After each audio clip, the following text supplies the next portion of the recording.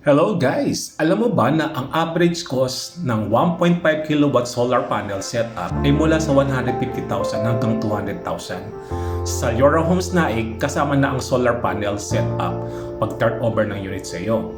Bukod dyan, may mga kasama na rin itong rain collector at fresh water tank at sa unit mo. Jackbit antibay at hollow block ng mga unit natin dito dahil tatakpay si Jamsto. Mag-reserve ka na ng unit habang pre-selling pa o pinakamurang price.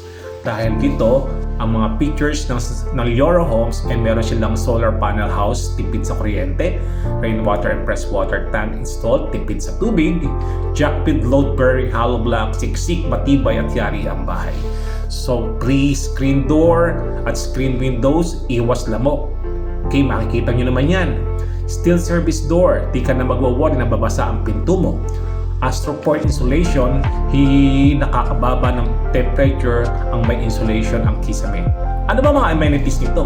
Siyempre may clubhouse, may swimming pool, covered court, solar panel, street light main, roads, bike lanes, 24/7 security, gated community, and elevated water tanks. Ano ba ang kailangan mo para mag-reserve? 2 valid ID lamang, latest payslip or COA with compensation. Kung ikaw ay married, 2 valid ID of your spouse.